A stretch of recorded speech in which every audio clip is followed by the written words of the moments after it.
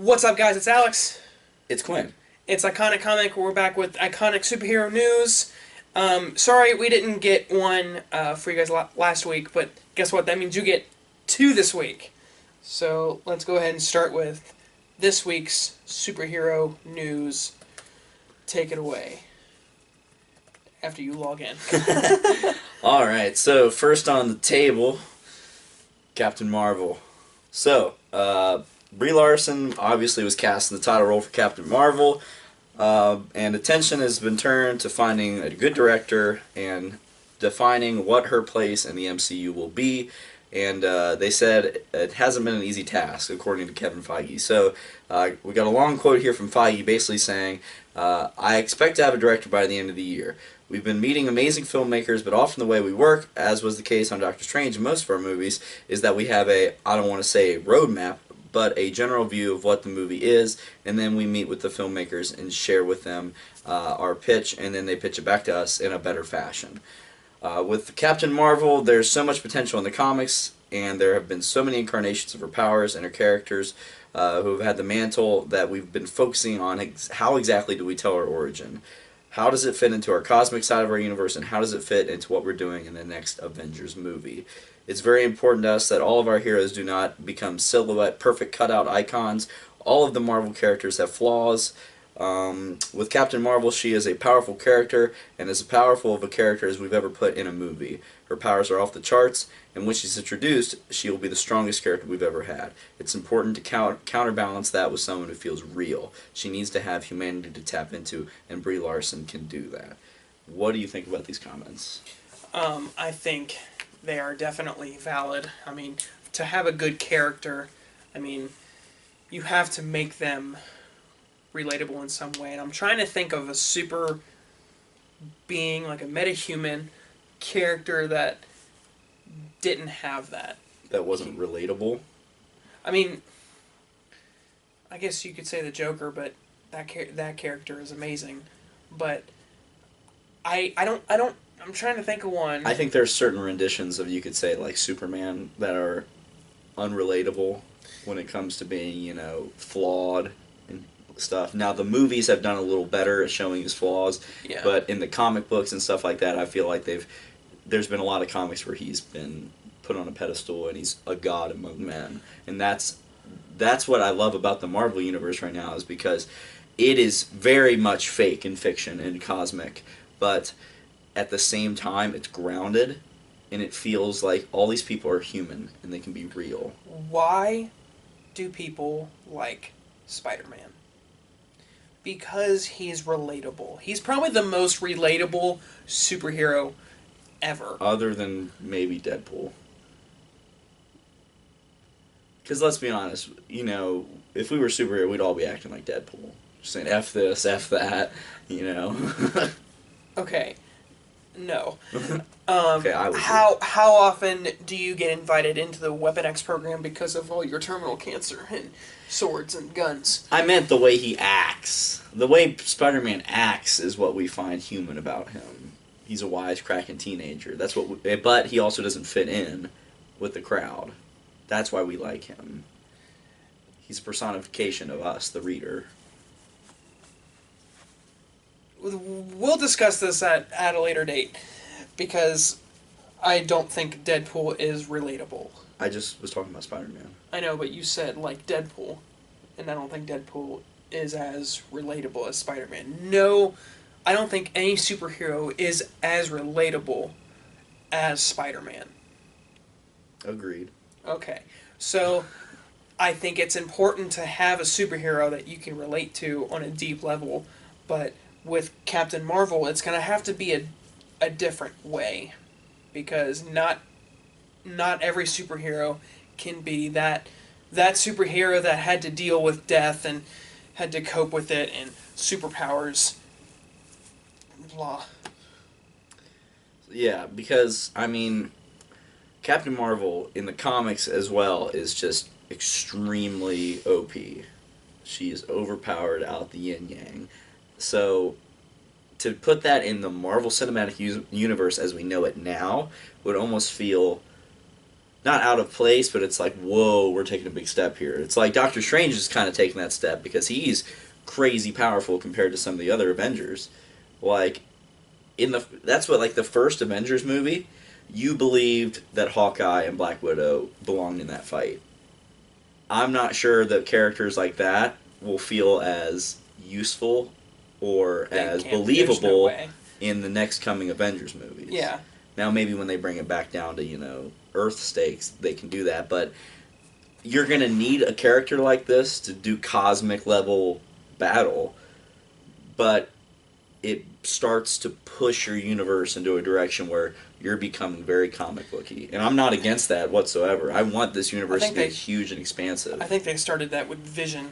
Because Vision, he's Superman. There is no reason that Vision should lose a fight.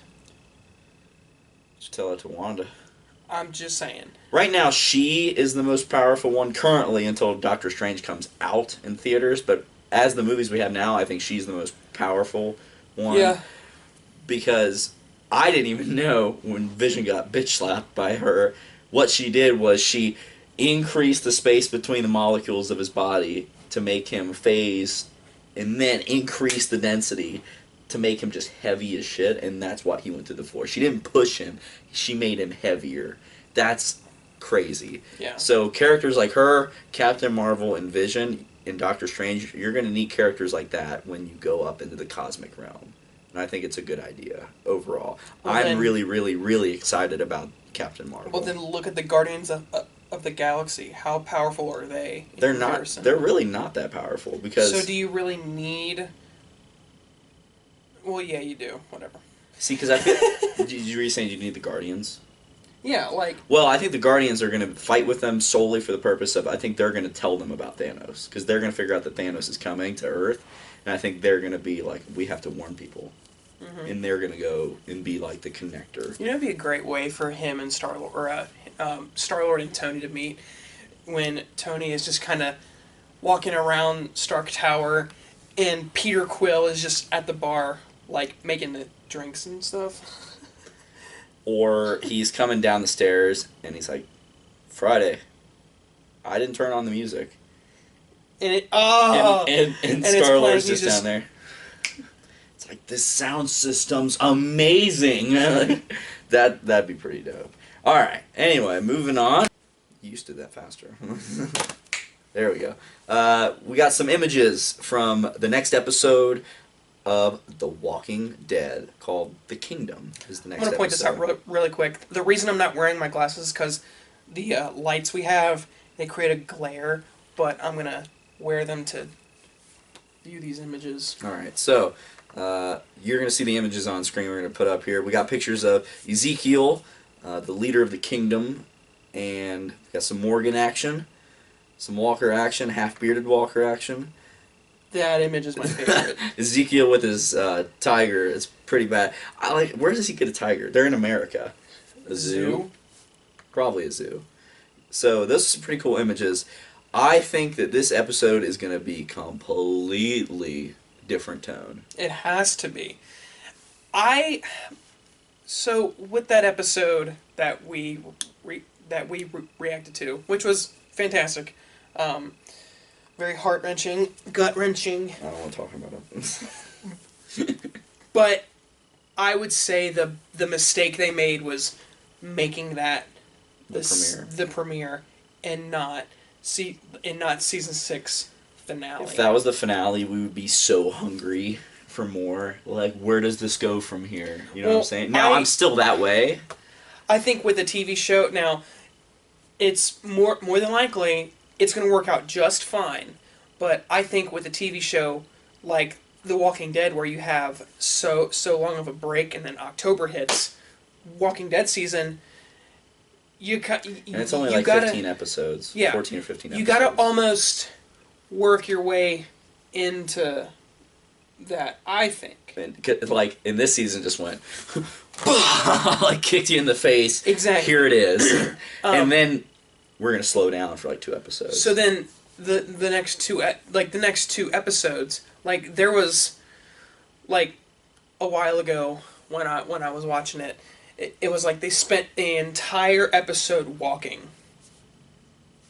And I think, so I just don't want that to happen with this new season. There's definitely, and you can't deny it, even if you're the biggest Walking Dead fan, and I love The Walking Dead, there's definitely filler episodes. Yeah. But every good show has them.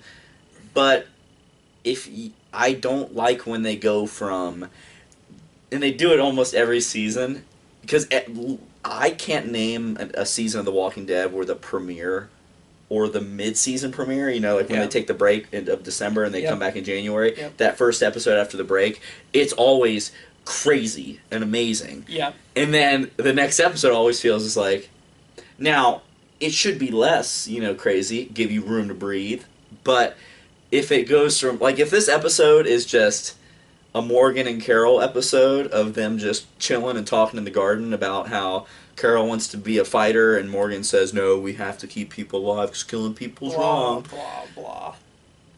I think from these images alone, I think we're going to get a really cool introduction to Ezekiel, and I think he is going to be a very important piece of the puzzle when it comes to taking down Negan. Here's what I think is going to happen in the next few episodes. It's going to be a lot of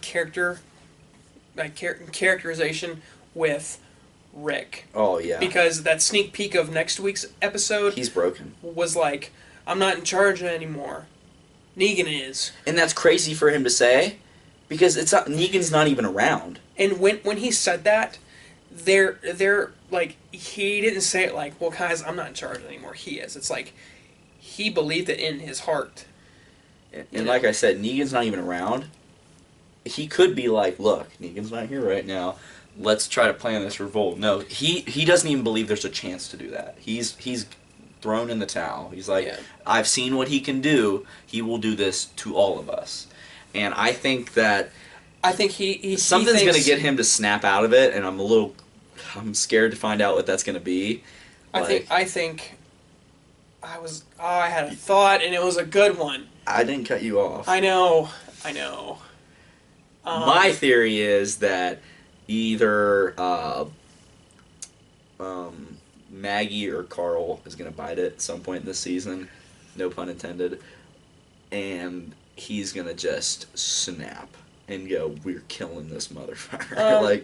I don't think... Or Negan just goes a little too far, he like what if he ends up like cutting off Carl's hand like for real? Just something like that I think could snap him like into it's go time. I don't think he's going to cut his hand off because if they were going to cut off the hand, they save it. They could have saved it. They might have saved it.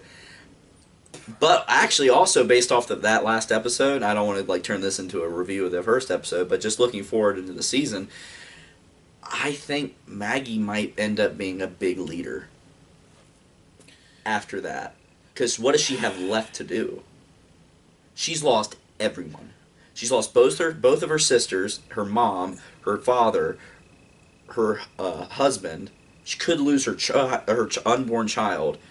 Like, she might just turn into kind of Carol, where she lost everything and just said, we need to, like, just become killers. I don't think she's going to be a leader because of everything you just said. I think she will be definitely an agent of change, like Well, because she even said at the end, it's like, we need to go back to Alexandria. Like, why? Like, okay, to you know fight, what? to fight them. We'll wait for that. But yes, she could not be. I could see it going either way. But like I said, I think Ezekiel is going to play a big part. The Kingdom and Alexandria, I think, are going to have to work together to fight Negan's group. And, what if that's how Negan dies? He gets eaten by that tiger. That'd be sweet. It'd be sweet, but let's all be honest. We all want Rick to grab the bat from him and, like, use the bat on him. Or, you know what would be really cool? If Rick is about to, and then just throws the bat down. No, they have to kill him. Wait, walks away, and then you see zombies kind of... I know, I want Rick to do it. Like, I was pissed that Rick didn't kill the governor, and that it was Michonne. I wanted Rick to kill the governor. I think they got to make it up to us. Because I think they should do it in one season. If they keep him alive after this season, because they did that with the governor. His story was too long. They just stretched it. Negan, I think you could tell his story and in 15 episodes, 15-hour-long episodes, like a Netflix series. Okay, yeah. That's All what right. I think about it. Well, let's go ahead and... We'll say we got a review coming for The Walking Dead. We kind of already did it. But we'll talk more about what we think that's coming. All right, so last up, The Incredibles 2, Pixar's 2004 film. Oh, finally. 12 years ago. Finally. Has swapped release dates with Toy Story 4, according to THR. That means Incredibles 2 will come out June 15th, 2018, and Toy Story 4 will come out June 21st, 2019. The change is due to an accelerated production schedule for Incredibles 2. Thank God. Best superhero movie ever. Easy. Best animated movie ever. Best animated superhero movie ever. This is definitely the best Fantastic Four movie ever. Whatever. But hear me out. Well, there's actually 5. In the movie, there's 4, and then it becomes 5 because Jack didn't get his powers till the end. Spoiler so alert. it's 4. Yeah, Spoiler. if you haven't seen it by now, you shouldn't be watching the show. You should be, Watching movies. you should be watching movies and getting out from under that rock on Mars. How's Change that your rock life. been? So, in reality, I do think it is what the Fantastic Four movies need to be. Because what has Fantastic Four movies done wrong? What have they lacked? What have they done right? They've lacked the family aspect. The Fantastic Four are Marvel's first family. Yeah. They are a family. That's what they treat each other like. It's like a mom-dad relationship with Reed and Sue, and Johnny's kind of their younger kid. The rebellious kid. Yeah. And Ben is just the uncle. He's the kind of like the essentially he's the grim uncle. No pun intended. Oh my God. I'm so excited though that they moved it up. Yeah. We right before we started filming, we just watched the the everything wrong with The Incredibles, and I know they get really nitpicky, but the total sin count was only 85, which. And most of it was nitpicks. I mean, you talk about nitty gritty nitpick in the newspaper articles. It was copy and pasted from a user manual or something. That is nitpicky. So there's really, I don't see anything wrong with that movie. Still, it's such a good. I love all the powers. I love how it felt there's no comic. This is based on no source material, but it felt like a universe. Mm-hmm. That's what I love about it. It's it felt like I believe that this is a world where all these superheroes are here, and the way they did that with the introduction, the first 10 minutes. Oh yeah, paved the way for the whole movie, and it was done fantastically. Now they were sorry, but they were able to tell years worth of superhero-ness, and they were able to go into the history of it within 10 minutes. Now, I forgot what I was going to say. Hold on. I got it. Oh, yeah. The Civil War, Marvel Civil War storyline may have taken something from this. Maybe, the Registration Act. I mean, it's kind of this movie came out in 2004, the Civil War comic came out in 2006. I mean, I'm not saying they did, but it's eerily similar, the way, I'm not saying the same event, the inciting incident is what caused it, but having superheroes have to register this was the first movie or comic or anything that had touched on something like that. Because before this movie, it was all superheroes are the best, everybody loves them, there's no problem. And then this movie tackled the problem, where it was people still get hurt, and there's people in the line of fire. We have to put these heroes in check. You know how many people must have died? For what? I mean, think about all the superhero movie scenes where big explosions are happening. How many people? Man of Steel. Man of Steel. Oh my God. A lot of people died in Man of Steel. Leveled half of New York. That's why I love, and I love Marvel and DC movies, but I really, really love the Avengers movies because what's priority number one? What has been in most of the Avengers movies? Get the civilians out of here. Like, and that's why the Civil War movie, I was kind of like, really? You didn't see like Hawkeye opening that bus up for those people, or the whole point of Avengers 2, where it was like, our first priority is get everybody out of here, and they moved them out of there, and then they put them on helicarriers. 2 people died. Well, I'm sorry. Like, as opposed to what? Everyone up here versus everyone down there? There's no question. Sorry. It's okay. I got a little heated. Alright, so, Incredibles 2. Yeah, Incredibles 2. We're excited. 2018. It'll be 14 years from the wonder what first they're movie. gonna do.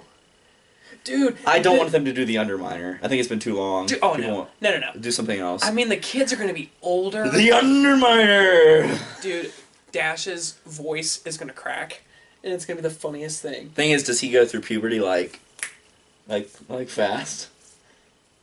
It's just like... Or, dude, it'd be awesome if he grows a beard. It's just like... It's like the scene from The Santa Claus with Tim Allen, where he shaves and then just looks in the mirror. I'm in big trouble. Yeah. Mm-hmm. Oh, man. He just shaves and it grows as fast as he can shave it, and then Edna has to create some kind of thing that, reduces the... Okay, whatever. Dude, why don't we just write it? I know, man. We'll just write a fan script. What are we doing on a YouTube channel? God. We'll write a fan script and we'll send it in. Hopefully they use it, because they'll listen to us, obviously.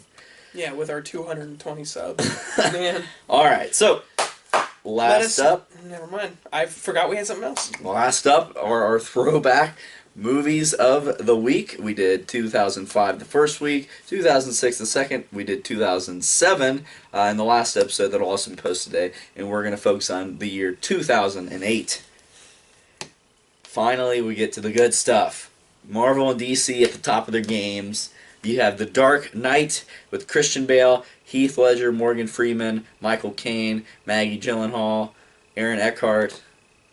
I could go on. Directed by Christopher Nolan. And then you have Iron Man, the beginning of the MCU, directed by Jon Favreau, Robert Downey Jr., obviously, Gwyneth Paltrow, I always forget Terrence Howard played Rhodey, and Jeff Bridges. Great cast in both of these movies. Let's start with The Dark Knight. Oh, I was looking at you. Let's start with The Dark Knight. Okay, with The Dark Knight, it was a fantastic rendition of the Joker, and there have been so many conversations, talks, YouTube videos, interviews about how Heath Ledger's Joker was the best Joker ever, and I agree. But like what we were talking about earlier, and I'm sure everyone's heard at some point this point, if you take Heath Ledger out of the movie, it's not a good movie. And that's very unfortunate because Quinn is going to tell you, because I lost my train of thought. Because I don't think it's a Batman movie. I think it's more of a Joker movie. Yeah. But it serves its purpose as one. I don't... Like, the stuff with Batman, he doesn't do a ton in this movie. It is mostly... I mean, there's a couple scenes where he's Bruce Wayne, and I've never been a huge fan of the way Christian Bale's Bruce Wayne was, where he was like an idiot, and he was like, oh, drink all my booze, you assholes, blah, blah, blah. I prefer the Ben Affleck, more suave, badass, swagger Bruce Wayne, where he looks at the girl, and Clark Kent's right here. Ooh, pretty girl. Or he said something like that. He's like, ooh, pretty girl, lots of trouble. Don't quote me on that. Something like that. Like, something simple like that. Yeah, there's stuff like that in The Dark Knight where I just didn't love, like, the party scene.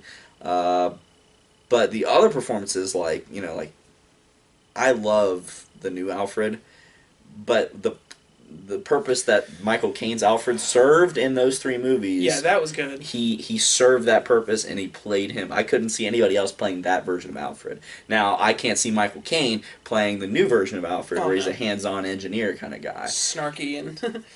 But when it comes to The Dark Knight, I think the villains are the best part. And I think that's something you could say about Batman in general. Not saying that Batman, because I love Batman as a character. You know, he's flawed. Batman. What I love about Batman in general is that Batman is not the mask. Batman's the real person. Bruce Wayne is the mask that he puts on. He puts a face on for the crowds and everybody. Batman is who he really is, and that's when he can come out. And that's what I love about Batman. But in this movie, and sometimes the comics, the villains overshadow that. Let me know what you guys think about what I'm about to say. I might tell you too. I don't know what you're about to say. I don't think Batman... okay.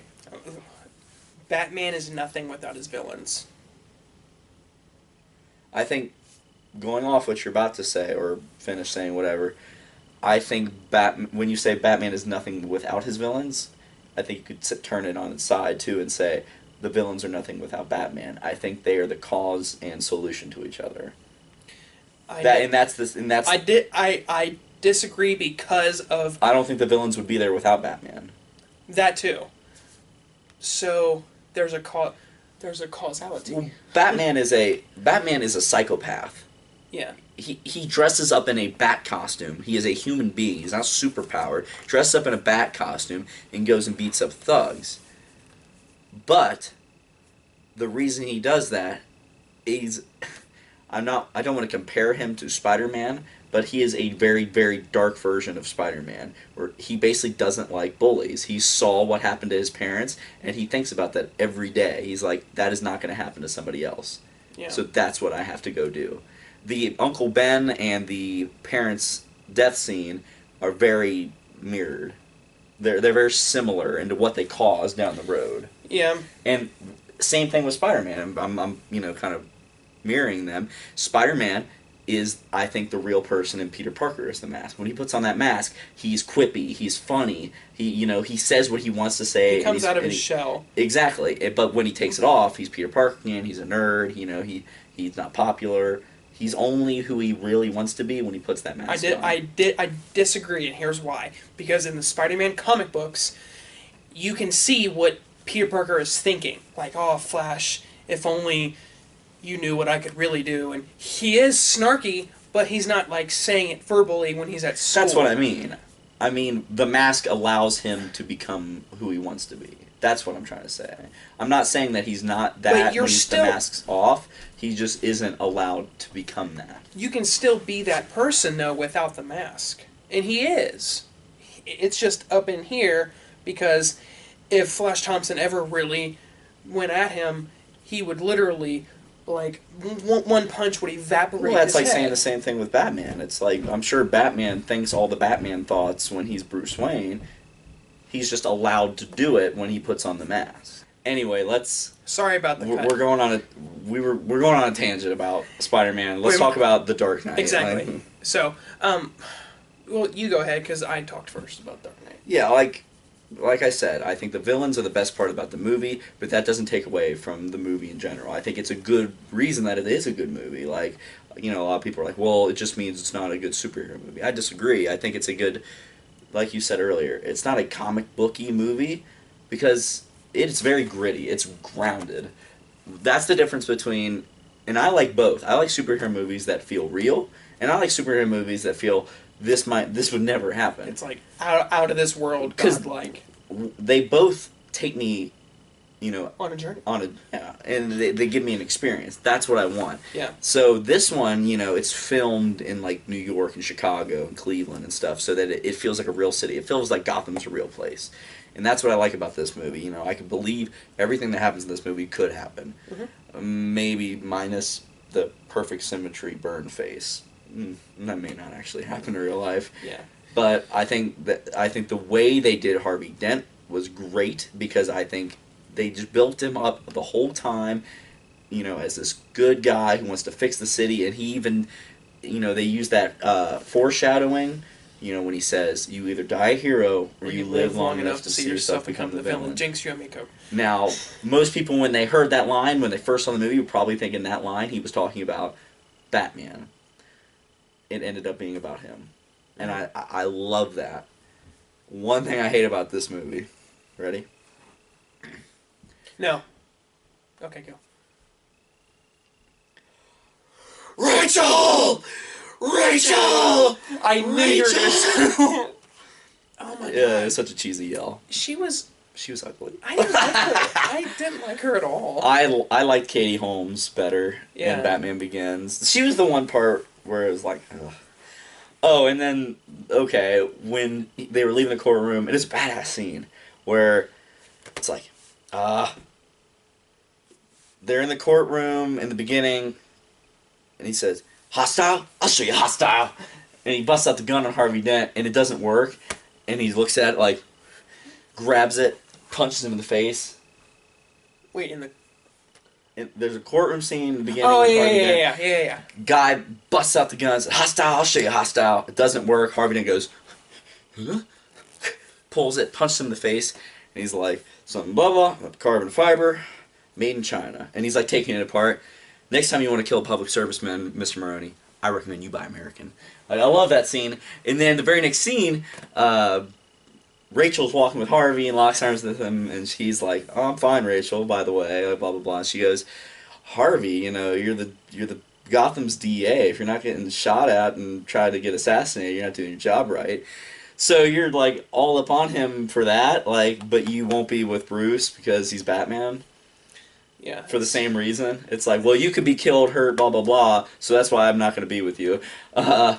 If you're not getting shot at, you're not doing your job right. Come here, like, that's the one part. And I'm gonna give a shout out to CinemaSins for that because they pointed that out, and I was like, oh, damn it, like, Yeah. All right, Marvel. Iron Man was fantastic. It's still my top 5 best Definitely. MCU movies. I think it was a great intro because if you decided to open it with a character, say like the Mandarin, you know, a bigger character, then as a villain, you're talking about. Yeah, as a villain, like scale wise, or just another hero. Like, you couldn't start the Marvel Cinematic Universe with Thor. People wouldn't buy it. It's too big. They wouldn't buy it. Iron Man was definitely local, and I love the way that it started. You know, he was captured and he made a suit, and that was just that like, because it started here and then now you see where it is now, and I think that was just really fantastically done. And I love the scene where it's like, I present you the Jericho, and then I love that It's scene awesome. from the moment they showed it in the trailers for Iron Man. Yeah.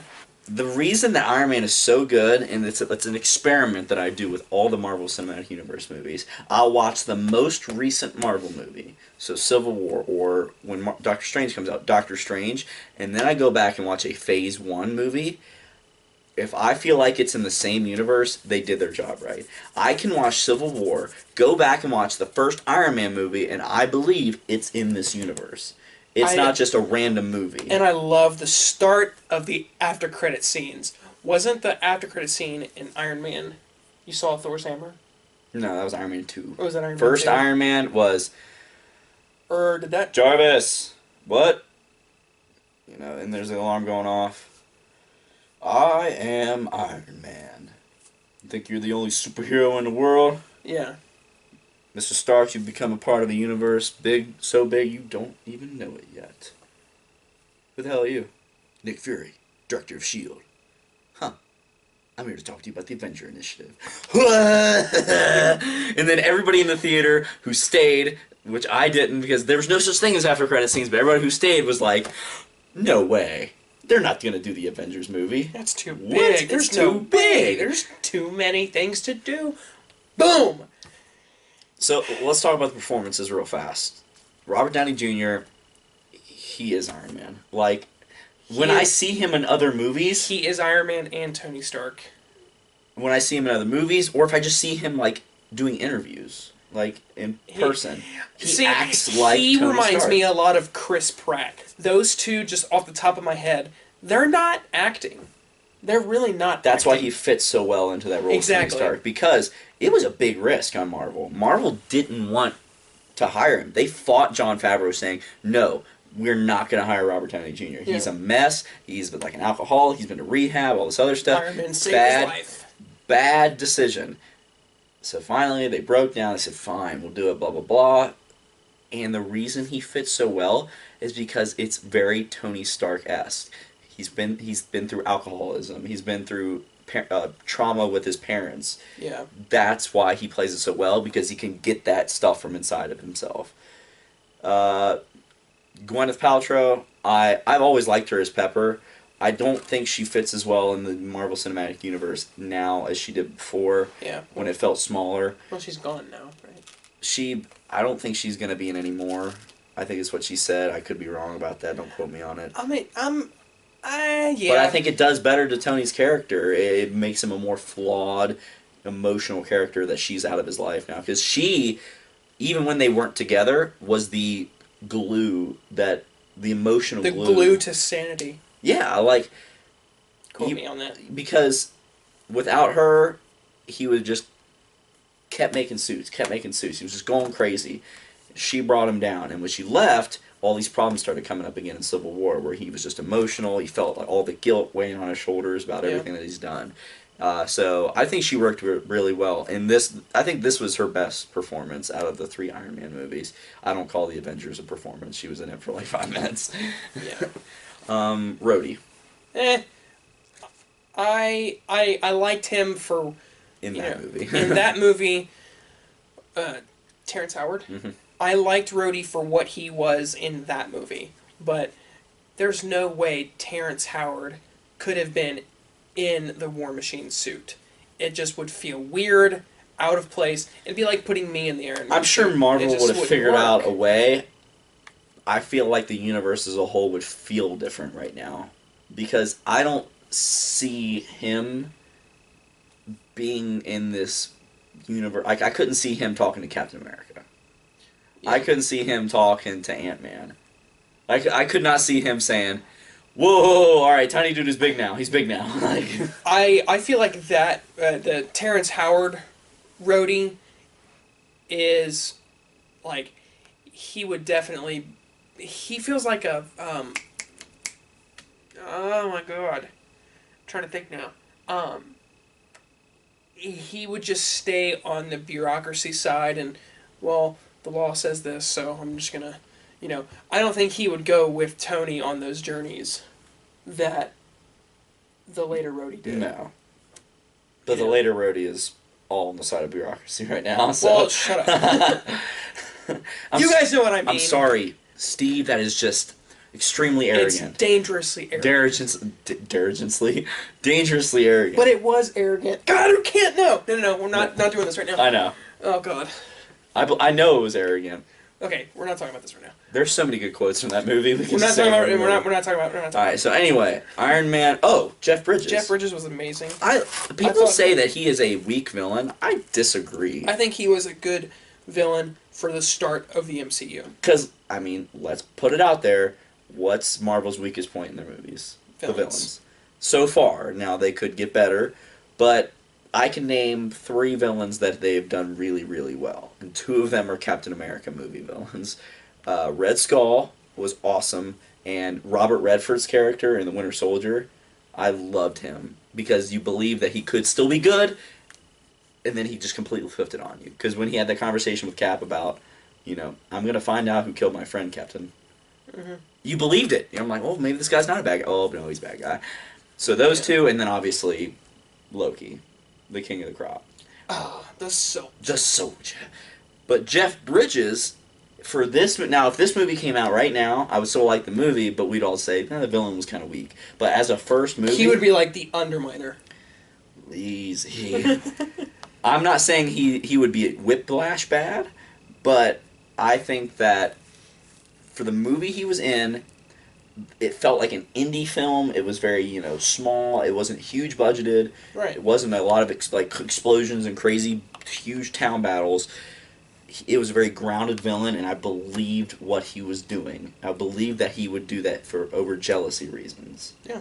You worked so hard to get to this point, and then this kid turns 21, and he takes the company from you. Yeah. I totally believe that. Now, what a switcheroo would it be if, in a year, they dropped that Winter Soldier killed Tony's parents, spoiler alert, but Jeff Bridges' character hired to do it. That'd be pretty dope. I mean, honestly, like if he's already willing to kill Tony, why wouldn't he be willing to kill Howard? Yeah.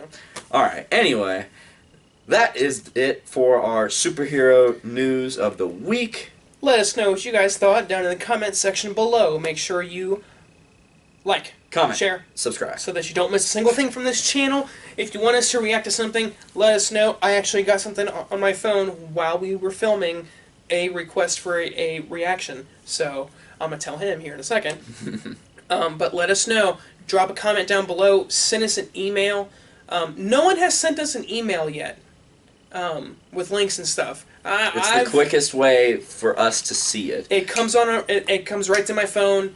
Because the comments we may not see till the end of the day, but the emails we'll get immediately, and we'll be able to check those out. That's probably the best way to reach us is either Twitter or Facebook. Twitter or Facebook or something like that. So let us know if you want us to react to something. Yep. Don't forget, we have 2 episodes of the superhero news coming out today. We have last week's and today's coming out, and we also are going to do a quick Walking Dead review of the episode and what we think is going to come. And Cue music. Holy Grail.